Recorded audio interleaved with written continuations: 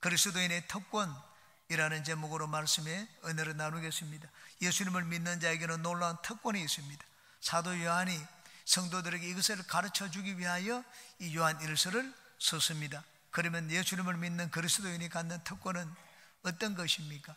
여기 우리가 같이 봉독한 말씀을 가지고 세 가지를 살펴보고 은혜를 나누겠습니다. 첫 번째, 예수님을 믿는 우리에게는 영생이 있습니다. 한번 따라 하시기 바랍니다.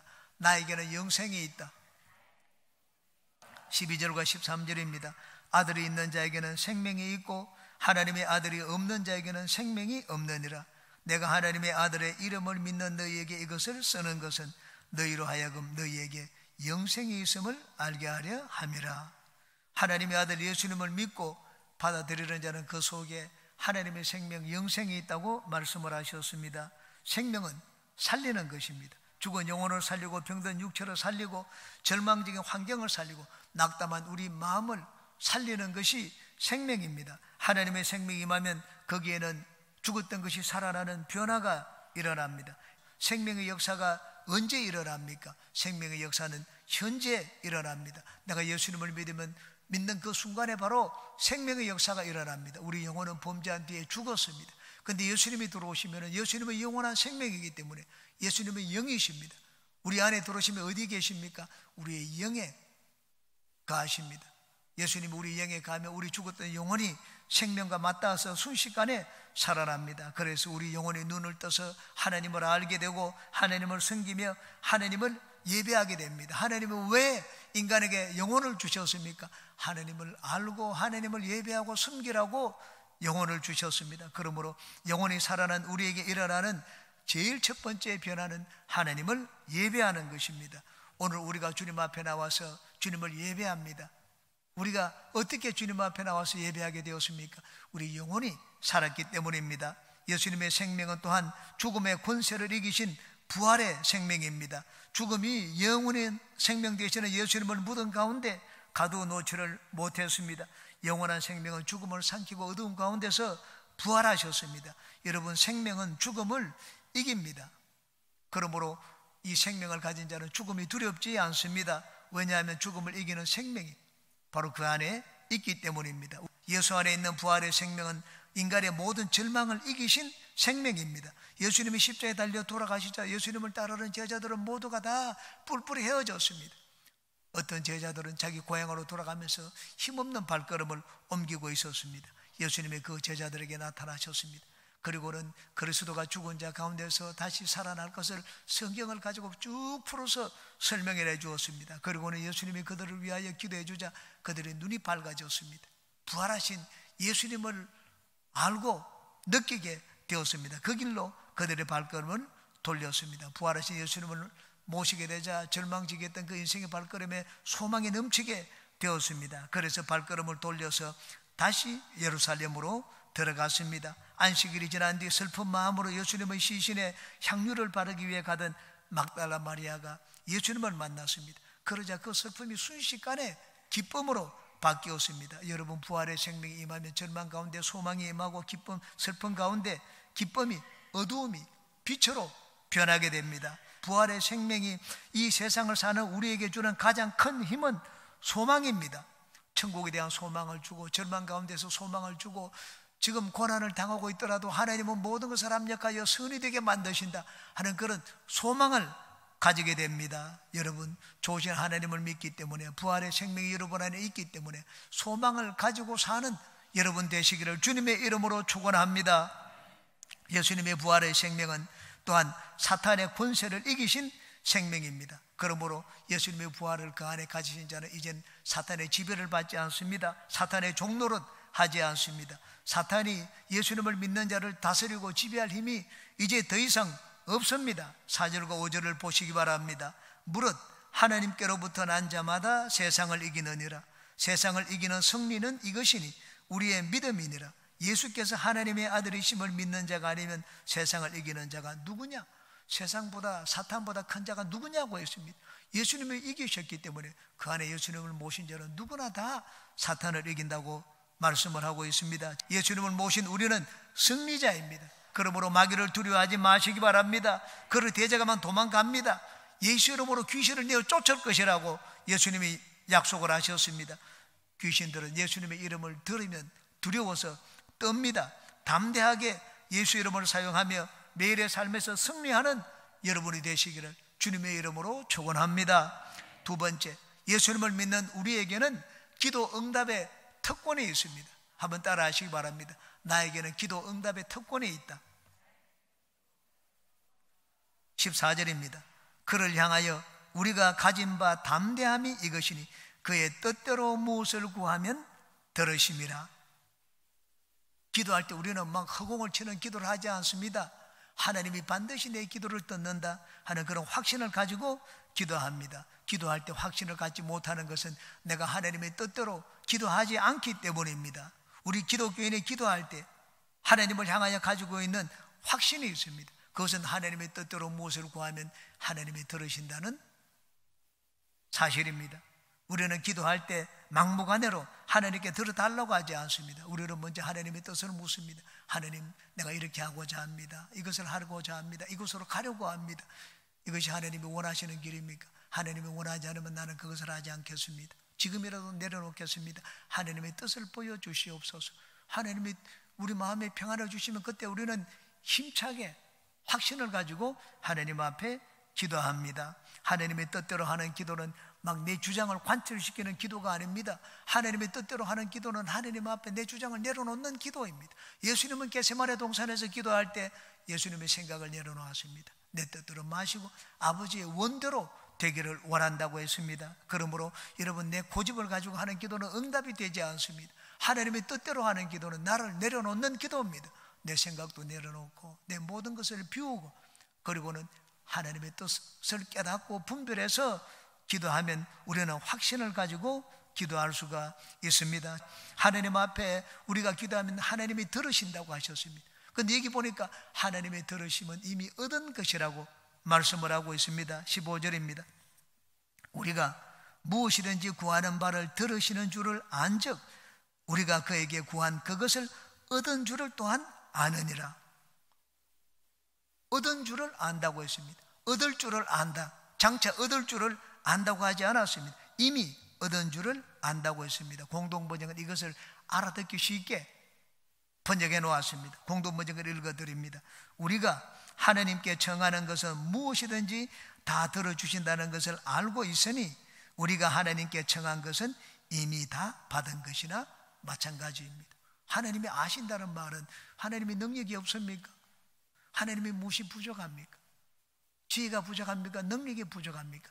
하나님이 아신다는 것은 우리의 문제를 들었으니까 이제는 해결해 주신다는 말씀입니다. 그러므로 내 기도를 하나님이 들으셨다.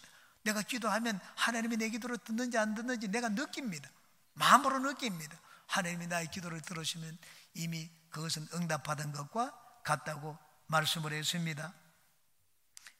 이 기도 응답이 있어가지고 여기 보니까는 믿는다는 표현을 하지 않았습니다. 안다는 표현을 했습니다. 15절에 보니까 우리가 무엇이든지 구하는 바를 들으시는 줄을 안즉 우리가 그에게 구한 그것을 또한 얻은 줄을 또한 아느니라. 안다는 말은 믿는 것과 다릅니다. 우리가 예수님이 하나님의 아들이심을 믿는다고 하지 안다고 하지 않습니다. 믿는다는 말은 인간의 육신의 눈이나 내 체험적으로 알 수가 없는 것입니다.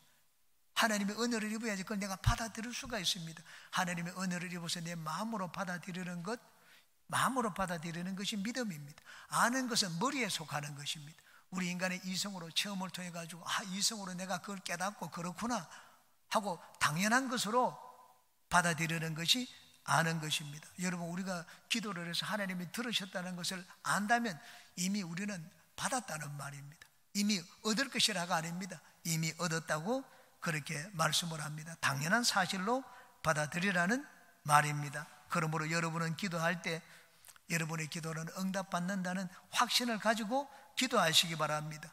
갈리엘리야가 갈멜산에서 기도할 때 그는 하나님이 비를 주시겠다는 그 말씀을 받았습니다. 환경을 보니까는 뭐 비가 내릴 만한 그 낌새는 뭐 트럭만큼도 보이지를 않습니다. 그런데 갈매산에 올라가서 기도했습니다. 한번 기도해서 안 되니까 머리를 그냥 무릎에 넣고 또 기도했습니다. 종을 보내었습니다. 비가 오는지 보라고 했습니다. 7번을 그렇게 했습니다.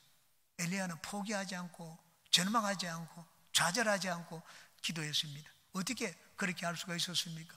비를 위해서 기도하는 것이 하나님이 원하시는 뜻이라는 것을 확실히 알고 믿었기 때문입니다. 한나도 마찬가지입니다. 한나는 하나님의 뜻대로 기도하다가 사무엘을 얻었습니다. 한나는 처음에는 그냥 자녀만 달라고 했습니다. 자녀만 자기에게 주면 얼마나 기쁘겠습니까? 그러면 늘 이 버린나에게 모욕을 당하고 빈정대는 이 수치스러운 말을 듣는데 자기가 뭐 이제는 보여줄 것이 있었습니다. 나도 이제 애를 낳았다. 아기를 낳지 못하는 그 여인의 수치를 이제는 벗어날 수가 있을 것이다. 그래서 하나님 앞에 자녀를 구했습니다. 하나님이 들어주시지 않았습니다. 나중에는 이제 뭐 자식을 주면 그것은 내 품에 안겠다 그런 마음이 없어졌습니다. 하나님 여인의 수치만 면하게 해주세요. 그러면 자녀를 낳으면 그걸 하나님께 바치겠습니다. 하나님이 주셨으니 하나님이 가져가세요. 내가 나실인으로 하나님께 드리겠다고 했습니다. 평생 하나님께 바쳐서 다시 돌려달라고 하지 않겠다고 했습니다. 그 말을 하자 즉시로 하나님이 이 한나에게 자녀를 주셨습니다. 어떻게 금방 자녀를 얻게 되었습니까? 하나님의 뜻을 깨달았기 때문입니다. 한나는 처음에는 하나님의 뜻을 몰랐습니다. 그런데 나중에 환경을 통하여 자기가 이제는 하나님의 뜻대로 하나님께 기도하게 되었습니다. 한나의 기도는 즉시로 응답을 받았습니다. 그러므로 여러분은 기도할 때 항상 하나님의 뜻을 먼저 살피며 기도하고 하나님의 뜻이 분명할 때는 조금 더 주저하지 말고 확신을 가지고 기도하시기 바랍니다. 우리를 향한 일반적인 하나님의 뜻이 무엇입니까? 삼중 축복입니다. 하나님은 우리가 다 영혼이 잘 되고 범사에 형통한 삶을 살며 강건한 생명을 누리기를 원하십니다. 그러므로 여러분은 병고침을 위해서 기도할 때 내가 건강한 것이 하나님의 뜻이다 확신을 가지고 기도하시기 바랍니다. 여러분 물질이 궁핍한 분들은 하나님이 넉넉한 분이잖아요. 하나님이 저 많은 바다에 어마어마한 물고기를 채우신 분입니다. 하나님은 부족한 분이 아니기 때문에 능히 내 모든 필요를 채우고도 남는 분입니다. 그러므로 물질이 부족한 분은 하나님 앞에 기도할 때 응답의 확신을 가지고 기도하시기를 주님의 이름으로 축원합니다. 셋째, 예수님을 믿는 자에게는 성령이 함께 하십니다. 따라하시기 바랍니다. 성령님이 나와 함께 하신다. 성령께서 우리 안에 계셔서 우리를 위하여 놀라운 일을 해주십니다. 이 본문 말씀을 중심으로 4가지를 말씀드리겠습니다. 첫째, 성령은 우리를 죄와 악으로부터 지켜주십니다. 18절을 보시기 바랍니다. 하나님으로부터 난 자는 다 범죄하지 아니하는 줄을 우리가 아노라. 하나님께로부터 나신 자가 그를 지키시며 악한 자가 그를 만지지도 못하느니라. 하나님으로부터 난 자는 우리입니다. 성도입니다. 하나님의 자녀들. 하나님으로부터 나신 자는 예수님입니다. 예수님은 나신 자고 우리는 난 자입니다. 그리고 하나님으로부터 나오신 자가 있습니다. 그분은 성령입니다. 성령은 하나님으로부터 나오신 분이고 예수님은 하나님으로부터 나신 자고 우리는 하나님으로부터 난 자입니다. 우리가 범죄하지 않는 것은 예수님께서 우리를 지켜주시기 때문에 악한 자가 나에게 손을 대지 못하기 때문입니다. 여기 범죄하지 않는다고 했는데 죄를 전혀 짓지 않는 것을 말하지를 않습니다. 영어 성경은 분명하게 이 단어를 번역해 놓았습니다. 계속하여 죄를 짓지 않는다 이렇게 번역해 놓았습니다.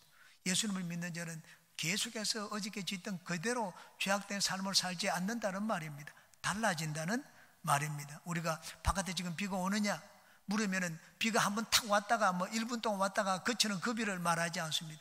지금 비가 조금 전에도 내리고 지금도 내리고 앞으로도 계속 내리느냐 그것을 묻는 것입니다. 비가 온다고 말하면 비가 계속하여 오고 있다는 의미입니다. 이게 범죄하다가 그런 말입니다. 범죄하다는 말은 계속하여 죄를 짓는 그 삶을 산다는 말입니다. 그런데 너희들을 보라고 했습니다. 우리 형제, 예수 믿는 형제 자매들을 보니까 계속해서 죄를 짓고 사는 자가 없지 않느냐, 변화되지 않더냐 하는 그 말입니다. 예수님을 믿는 자들은 오늘의 삶과 어제의 삶이 달라지게 됩니다. 어떻게 그렇게 달라질 수가 있습니까? 18절에 뒷부분이 그 이유를 설명해 주고 있습니다. 뒷부분 보니까 하나님께로부터 나신 자가 그를 지키심에 악한 자가 그를 만지지도 못하느니라. 우리가 왜 저러지습니까? 악한 자가 우리를 만지기 때문입니다. 악한 자가 우리를 다스리고 조종하고 악한 자가 나를 통제하기 때문에 우리가 죄를 짓습니다. 여러분, 죄는 내 혼자 짓는 것이 아닙니다. 그 뒤에 마귀의 세력이 있습니다. 우리가 왜 이제 죄에서 점점 멀어지고 변화된 삶을 삽니까? 내 의지가 대단해서 그렇습니까? 우리 인간의 의지는 대단하지 않습니다. 예수님이 하나님으로부터 나신 자, 예수님이 도우시기 때문에. 예수님이 강합니까? 마귀가 강합니까? 예수님이 마귀보다 강합니다. 그렇기 때문에 예수님은 마귀를 막아줄 수가 있습니다. 예수님이 계시지 않을 때는 나를 지키는 것은 윤리와 도덕이었습니다. 윤리와 도덕이 나를 지켜서 내 속사람은 악하지만은 이걸 어기면 안 된다. 탁 테두리를, 울타리를 쳐두었습니다. 그 선을 넘지 말라고 합니다. 그래서 우리가 웬만하면 윤리와 도덕을 지키고자 하는데, 여러분, 마귀가 나를 흔들면 우리가 윤리와 도덕을 지킬 수가 있습니까? 거짓말하지 말라고 하는데 마귀가 나를 유혹하면 거짓말합니다. 윤리와 도덕은 마귀보다 강하지 않기 때문입니다. 내 마음을 지켜주지를 못합니다. 그런데 예수님이 내 안에 계시면 다릅니다. 예수님은 윤리와 도덕보다 뛰어나게 강한 분입니다. 예수님은 마귀보다 강합니다. 그래서 예수님이 마귀의 유혹과 공격을 막아주고 우리가 윤리와 도덕의 가르침대로 살도록 만들어줍니다. 그 위에 하나 더해서 성령의 선한 열매까지 맺도록 만들어주시는 분입니다. 예수님은 우리 한 사람 한 사람을 지키고 보호하기 위하여 이제 우리 각자에게 성령을 보내주셨습니다. 성령은 교회만 계신 분이 아닙니다. 성령은 내 안에 계시는 분입니다. 그러므로 내가 어느 곳에서 살든지 성령은 나와 함께 사십니다. 마귀의 공격으로부터 유혹으로부터 나를 지켜주시고 또 선한 일을 행할 수 있도록 내 의지를 도와주시는 분입니다. 하나님께로부터 난 자는 다 범죄하지 아니하는 줄을 우리가 아노라고 했습니다. 어떻게 하나님을 믿는 자들이 이제는 죄악된 삶에서 벗어나서 다른 삶을 삽니까? 성령이 그 안에 계시기 때문입니다. 그러므로 거룩을 사모하는 여러분들은 더욱더 성령을 의지하며 사시기를 주님의 이름으로 축원합니다. 두 번째, 성령은 우리가 하나님의 자녀임을 확신시켜 주십니다. 19절입니다. 또 아는 것은 우리는 하나님께 속하고 온 세상은 악한 자 안에 처한 것이며. 세상의 인류는 두 가지로 나눌 수가 있습니다. 하나는 하나님께 속한 자고 하나는 세상의 악한 자에게 속한 자입니다. 하나님께 속했다는 말이 무엇을 의미합니까? 하나님의 소유라는 말입니다. 하나님의 다스림을 받는다는 말입니다. 하나님을 섬기며 하나님을 위하여 산다는 말입니다. 우리가 어떻게 그렇게 살 수가 있습니까? 어떻게 하나님의 다스림을 받고 살 수가 있습니까? 성령입니다. 성령은 하나님의 다스림입니다. 하나님의 통치 원리가 바로 성령입니다. 하나님은 우리에게 성령을 주셔서 우리를 다스리십니다. 그러므로 우리가 하나님의 소유된 것을 깨닫게 만드시고 하나님을 위하여 살도록 만들어주시는 분이 성령입니다. 하나님을 위하여 살기를 원하는 우리 모두는 더욱더 성령 하나님의 도우심을 구하고 성령을 의지하며 사시기를 바랍니다. 세 번째, 성령은 우리의 눈을 열어서 하나님을 알게 해주십니다. 20절 앞부분입니다.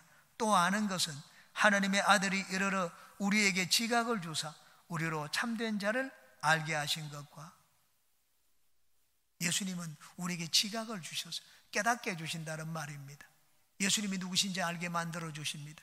또 하나님도 알게 만들어 주십니다. 우리가 예수님을 구주로 모셔드리고 하나님을 섬길 수 있도록 만들어 주시는 분이 누구냐? 성령이라고 말씀을 하셨습니다. 베드로가 가이사랴 빌립보에서 예수님에 대한 고백을 했습니다. 주는 그리스도시고 살아계신 하나님의 아들입니다. 아무도 못하는 고백을 했습니다.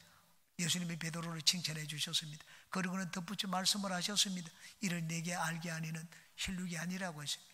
네 인간의 생각으로 경험으로 깨달은 것이 아니고 하늘에 계신 너희 아버지라고 했습니다. 하나님이 베드로에게 깨달음을 주셨기 때문에 예수님을 주와 그리스도라고 고백을 할 수가 있었습니다. 오늘날 우리에게도 마찬가지입니다. 여러분, 내가 박사학위를 많이 가지고 있고 많이 배웠으면 하나님을 알 수가 있습니까? 어림도 없습니다. 세상에 수많은 박사들이 있지만 그들 중에 예수님을 믿는 자는 그렇게 많지 않습니다. 배운 것이 없으면 하나님을 알지를 못합니까? 하나님을 아는 것은 세상 지식에 달려있지 않습니다. 성령이 주시는 이 자각, 깨달음에 달려있습니다. 어저께는 박홍금 권사님에게 신방을 다녀왔습니다. 여러분이 다 그리워하는 분도 많이 계실 줄로 압니다. 눈물을 흘리면서 반갑게 맞이해 주시는 모습을 보았습니다. 말씀을 잘 못하시지만은 그러나 눈물을 흘리면서 얼마나 반가운 기색을 하는지 저도 같이 마음이 뭉클했습니다. 그분은 여러분이 아시는 것처럼 14년 동안 우리 화장실 청소를 했습니다. 저는 토요일마다 청소를 할 때 연세가 70, 80이 넘은 분이 화장실 청소를 하니까 힘들지 않느냐고 물어봤습니다. 늘 웃으면서 대답을 했습니다. 찬송을 부르고 하면 너무 기뻐요. 그리고 한마디도 저는 불평하는 말을 들어보지를 못했습니다. 늘 감사한다는 말을 했습니다. 그분은 글을 읽을 줄 모릅니다. 성경을 읽을 줄 모릅니다. 찬송도 이 가사를 읽을 줄 모릅니다. 그런데 누구보다도 앞자리에 앉아가지고 아주 뜨겁게 아주 열심히 예배를 드리는 모습을 보았습니다. 살아계신 예수님에 대한 확신을 가지고 주님을 섬기는 것을 보았습니다. 그런 배우지 못했지만 누구보다도 뛰어나게 하나님을 믿고 섬기신 분입니다. 어떻게 그렇게 충성스럽게 주님을 예배하고 섬길 수가 있습니까? 성령의 은혜입니다. 인간의 힘으로 그렇게 한 것이 아닙니다. 그러므로 하나님을 알고 주님을 섬기기를 원하는 여러분들은 성령의 도우심을 구하시기 바랍니다. 성령의 은혜를 입는 여러분 되시기를 주님의 이름으로 축원합니다. 네 번째, 성령은 우리가 예수 그리스도 안에 있다는 것을 확신시켜 줍니다. 20절 뒷부분입니다. 또한 우리가 참된 자 곧 그의 아들 예수 그리스도 안에 있는 것이니 그는 참 하나님이시요 영생이시라. 우리가 예수님 안에 있다는 것을 확신시켜 주십니다. 진짜 예수님이 나를 알아주실까? 예수 이름을 사용해 보십시오. 우리가 예수 이름을 사용하면 거기는 당장 증거가 나타납니다. 놀라운 일들이 일어납니다. 예수 이름으로 구하고 예수 이름으로 기도하면 예수님이 들으신다는 증거를 보여줍니다. 성령이 우리 가운데 와 계십니다. 누구를 위해서 와 계십니까? 내가 아닙니다. 예수님입니다. 우리 가운데서 예수님을 증거하고 예수님을 높이기 위하여 우리와 함께 계십니다. 그러므로 예수님을 높이고 내가 예수 안에 있고 예수님이 나를 아신다는 것을 증거하시는 분이 성령입니다. 예수님을 믿는 우리를 지키고 보호하며 하나님을 알고 섬기도록 하시기 위하여 예수님은 우리에게 성령을 보내주셨습니다. 그러므로 여러분은 늘 성령으로 충만하여 보혜사 도우시는 성령님의 도우심을 구하며 사는 우리 모두가 되시기 바랍니다. 마지막 구절을 보시기 바랍니다. 21절입니다. 자녀들아 너희 자신을 지켜 우상에게서 멀리하라. 예수님을 믿는 그리스도인에게 특권이 있다는 것을 알았다면 예수님이 너희들을 지켜주시고 모든 것을 예수 이름으로 얻게 해주셨다는 그런 특권이 있다는 것을 알았으면 너희들은 이제는 속을 지키라고 했습니다. 겉은 내가 지켜주겠다. 이미 예수님은 겉은 다 지켜주셨습니다. 우리 속은 네가 지키라고 했습니다. 네 마음을 지키라고 했습니다. 마음을 지키지 않으면 우상이 들어온다고 했습니다. 마음을 지키지 않으면 마귀가 내 마음속에 들어와서 자리를 잡고 주인 행세를 할 것이라고 했습니다. 그러므로 내 마음속에 이 마귀가 들어오지 못하도록 하기 위해서는 항상 예수님을 내 마음에 모셔야 됩니다. 예수님을 주인 삼는 삶을 살아야 됩니다. 마음은 하나님이 지키지 않습니다. 마음은 내가 지키는 것입니다. 마귀의 모든 유혹과 공격을 예수님은 바깥에서 막아주셨습니다. 그러므로 우리는 이제 하나님을 내 마음에 모시고 하나님을 위해서 살고 하나님을 섬기며 살고 하나님의 영광을 위하여 사는 여러분 모두가 되시기를 주님의 이름으로 축원합니다.